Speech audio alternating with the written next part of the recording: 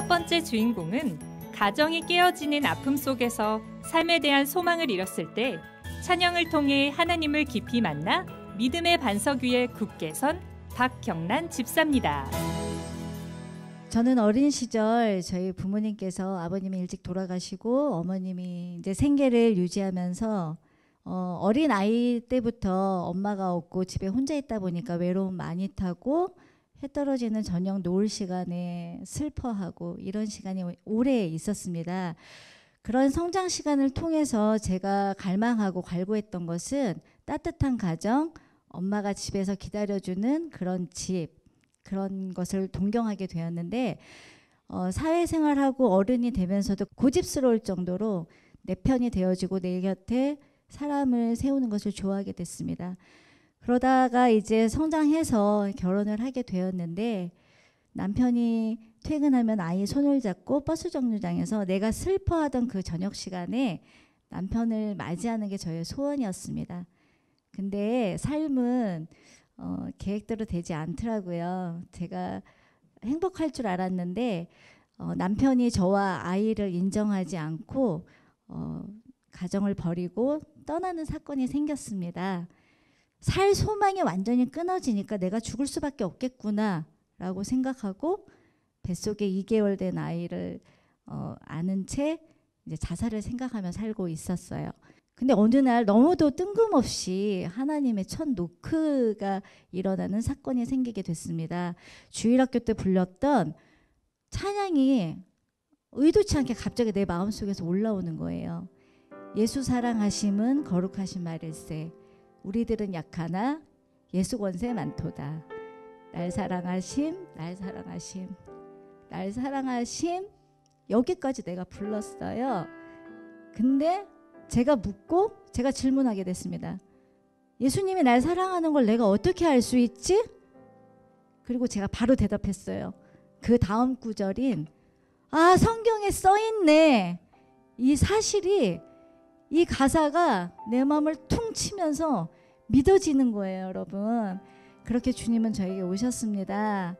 그래서 주님의 은혜로 어려운 환경이고 변화되지 않은 삶이었지만 저는 고통스러운지도 모르고 힘든지도 모르고 전속력을 다해서 하나님과 기쁘게 생활하게 되었어요.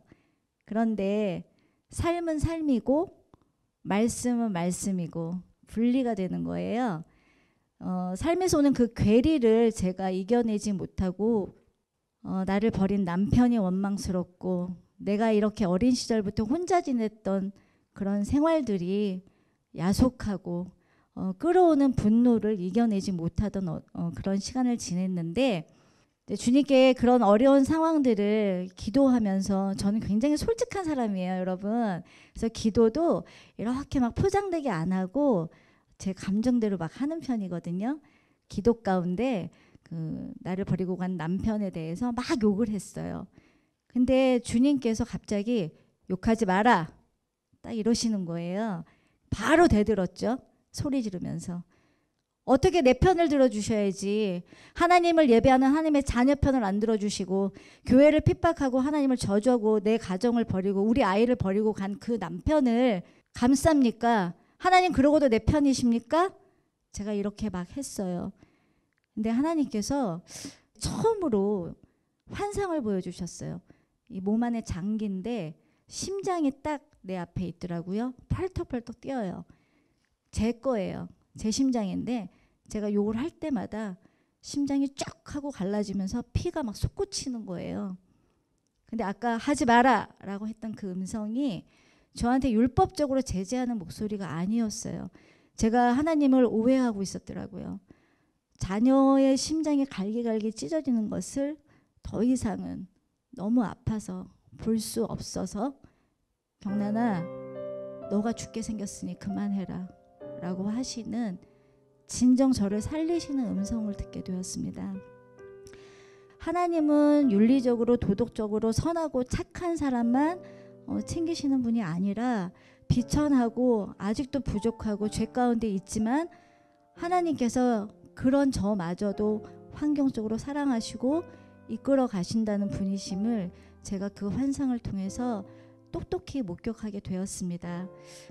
제가 인간에게 기대 걸었고 사람에게서부터 원했던 그런 사라지는 것들이 아니라 정말 영원토록 나와 함께 하시고 진짜 내 편이 되어주시는 하나님이 늘 은혜 가운데 하루하루를 이끌어 가심을 여러분한테 너무 자랑드리고 싶고 고백하고 싶고, 교회 가운데 그리스도인이지만 하나님을 오해하고 있는 분들이 되게 많이 계신데 제가 그런 분들께 특별히 하나님에 대한 오해를 빨리 벗어버리시고 하나님이 어떤 분이신지 각자에게 찾아와 주시기를 하나님께 간구하는 그런 모든 여러분들 되셔서 저와 함께 하나님이 주시는 이 축복을 정말 마음껏 누리시는 우리 성도들 되셨으면 좋겠습니다. 감사합니다.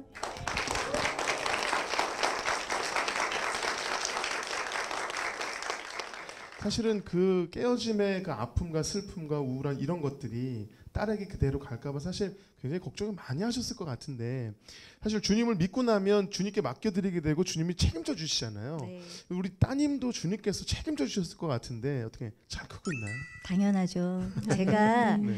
가장 두려웠던 것을 의도하지 않게 내 계획이 없이 우리 자녀에게 똑같은 상황을 준 거잖아요. 아버지의 부재, 엄마는 일해야 되고 혼자 나눈 아이 때문에 정말 뼈가 녹아내리도록 기도했습니다. 뱃속에 있을 때부터. 네.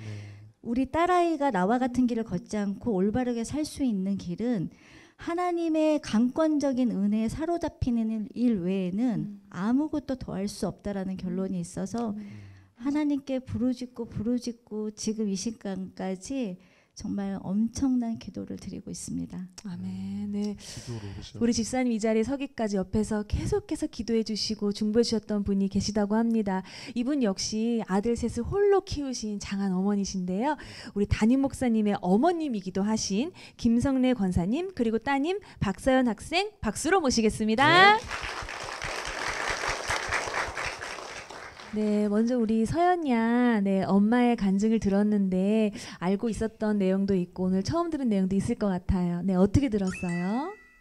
사실 제가 아빠가 없고 이런 거는 당연히 태어나서부터 계속 알고 있었고 엄마가 이런 환경에서 자란 것도 알고 있었는데, 근데 이제 저는 엄마만큼 아직 오래 살지도 않았고 딱히 살면서 힘든 게 별로 없었어요, 아직까지. 근데 엄마가 이렇게 힘든 상황에서 살아오면서 하나님이 계속 역사하시고, 엄마는 하나님을 몰랐을 수도 있지만 하나님께서 엄마를 아시잖아요. 아시고 지금까지 인도하시고, 그리고 사실 제 주변에도 가정에서 받은 상처가 있는 친구들이 많은데 이제 그 친구들은 다 한 번씩 방황도 해보고 그리고 좀 이상한 딴 길로 새기도 하고 하는데, 저는 감사한 거는 그래도 제가 태어나기 전부터 엄마의 기도가 쌓여 있었으니까 지금까지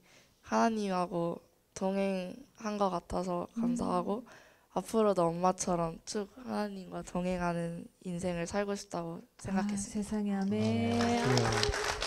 잘 키우셨네요. 아유. 주님이 하셨습니다. 아멘. 네. 아유, 주사님 따님 중에 전사님이 계신지 몰랐네요. 그러니까요. 거의 네. 전사님 수준으로 그러니까요. 이렇게 대답을 너무너무 아우, 잘해주셨는데, 네. 또 우리 권사님도요, 네네. 홀로 아들 셋을 키우셨잖아요. 네. 정말 엄청난 어머니신데 그 아드님을 정말 잘 키우셨어요. 여기 계신 너무 잘 너무 잘 더 키우셨어. 훌륭하게 주의 종으로 키우셨어요. 네. 이게 진짜 어머니로서 또 아들을 키우고 호르몬이로서 아들을 키운 그 권사님 입장에서 우리 집사님의 그 입장을 너무 잘 아시니까 네네. 조언을 또 많이 해주셨을 것 같은데, 네네. 어떤 이야기 많이 들려주셨어요? 자기가 힘들어도 남을 도와주는 걸 원하지 도움을 받기를 원하는 사람이 아니에요. 네. 그러니까 홀로 무거운 짐을 홀로 지다가 지쳐서 쓰러지고 했을 때 네. 제가 어떤 말로 위로해 줄 수는 정말 없더라고요. 음. 저보다 믿음도 좋고 성경책도 더 많이 기도도 더 많이 했던 권사님 집사예요. 어머니니까요. 네. 네, 그래서 제가 정말로 기도하다가 정말 이 모습을 볼 때 너무 지쳐갖고 있는 모습을 보면 저도 지치더라고요. 그럴 때 제가 할 길이 없어서 무슨 말을 못하고 하나님께 기도도 저도 금식 기도를 하면서 같이 아유, 기도를 같이 네. 해줬고, 그래서 이제 결론은 이제 이 서연이 자녀를 위해서 네. 자녀를 하나님께서 키워주시기에는 부모도 그런 또 훈련을 받게 하나님께서 하신다. 이제 그런 말로 위로를 해줬는데 내 말이 무슨 위로가 될까 했는데 어머니 말씀이 맞아요. 이럴 때 너무 기뻤죠. 아, 그런 한마디 한마디 또 금식하며 기도하는 우리 권사님 계시기에 네. 또 이렇게 힘이 되신 것 같아요. 그럼요. 이렇게 같이 중보하는 믿음의 동역자가 있다는 것만으로도 참 든든하실 것 같고. 그러니까요. 지금은 어떠세요, 집사님? 내 인생에 정말 은혜가 되는 찬양이 있으시다면 나눠주시죠.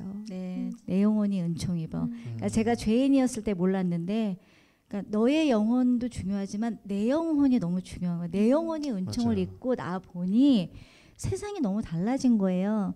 하나님의 사랑이 쏟아지고 또 전하고 싶고 그런 찬양입니다. 아, 정말 너무 네, 귀합니다. 네. 정말 그 고백이 맞는 것 같아요. 내 영혼이 은총 입을 때 우리의 삶은 여전히 힘들지만 하늘나라로 화하게 되는 줄로 믿습니다. 그 집사님의 고백이 오늘 우리의 고백이 되기를 간절히 소망하면서 이 찬양 함께 고백하며 찬양하겠습니다. 내 영혼이 은총 입어 주난 죄짐 벗고 보니 슬픔 많은 이 세상도 천국으로 와도다. 할렐루야 찬양하세. 내 모든 죄 사함 받고 주 예수와 동행하니 그 어디나 하늘나라. 주님과 동행할 때 그것이 어디에든 하늘나라로 변하게 될 줄로 믿습니다. 우리 집사님 그런 삶을 살아오셨는데요. 앞으로도 주님과 동행하며 하늘나라를 살아가는 우리 집사님과 우리 따님과 우리 권사님 되실 수 있도록 간증 들려주신 세 분께 힘찬 축복의 말씀 부탁드리겠습니다.